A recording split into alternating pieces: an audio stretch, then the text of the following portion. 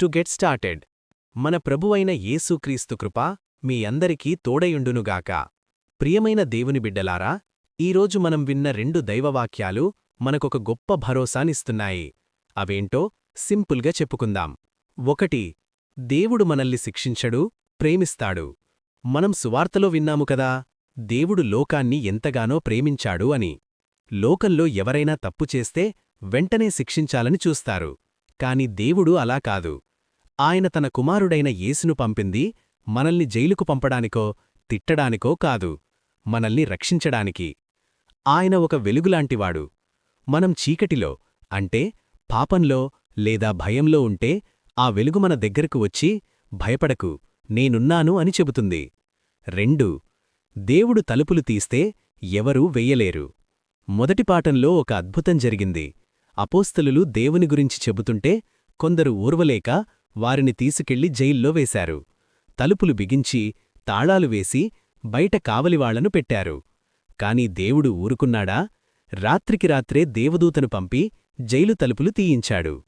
ఇక్కడ మనం గమనించాల్సిందేంటంటే, మనుషులు మనల్ని ఇబ్బందుల్లో నెట్టవచ్చు, మన నోరు నొక్కేయాలని చూడవచ్చు. కాని దేవుడు మన పక్షానుంటే ఏ జైలుగోడలైనా సరే కూలిపోవాల్సిందే. 3. మనమేం చెయ్యాలి? దేవుడు అపోస్తలులను జైలు నుండి బయటకు తెచ్చి ఏమన్నాడు? వెళ్ళి ఇంట్లో దాక్కోండి అని చెప్పలేదు. మళ్లీ దేవాలయానికి వెళ్ళి ధైర్యంగా దేవుని మాటలు చెప్పండి అన్నాడు. మన జీవితంలో కూడా కష్టాలు రావచ్చు.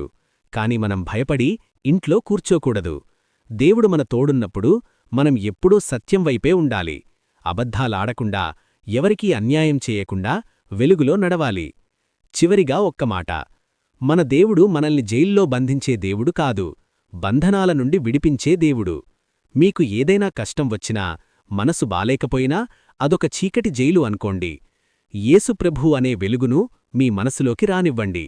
ఆ వెలుగు రాగానే మీ భయాలన్నీ పోతాయి.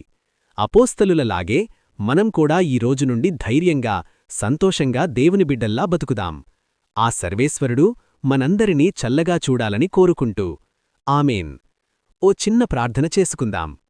ప్రేమగల మా పరమతండ్రి, ఈరోజు మీరు మాకు అందించిన జీవముగల మాటలకై మీకు వందనాలు. నాయనా, మీరు లోకాన్ని ఎంతగానో ప్రేమించి మీ కుమారుడైన యేసుప్రభువును మాకోసం పంపినందుకు కృతజ్ఞతలు. ప్రభువా, అపోస్తలులను జైలుబంధకాల నుండి విడిపించినట్లే మా జీవితాల్లో ఉన్న భయాలు, కష్టాలు మరియు పాపమనే బంధకాల నుండి మమ్మల్ని విడిపించండి. మేము చీకటిని వదిలి మీ వెలుగులో నడవడానికి మాకు సహాయం చేయండి. ఏ కష్టం వచ్చినా భయపడకుండా మీపై నమ్మకంతో ధైర్యంగా జీవించే శక్తిని మాకు ప్రసాదించండి. మా కుటుంబాలను ఆశీర్వదించండి. మా పనుల్లో తోడుగా ఉండండి. ఈ రోజంతా మీ కృపలో మమ్మల్ని కాపాడమని మా ప్రభువైన యేసుక్రీస్తు ద్వారా వేడుకుంటున్నాము తండ్రి. ఆమేన్. అలజడి మొదలైంది, చేసిన తప్పు గుర్తొచ్చింది. కన్నీటి తెరచాటున నువ్వున్నా, నా పేరు పెట్టి పిలిచావు.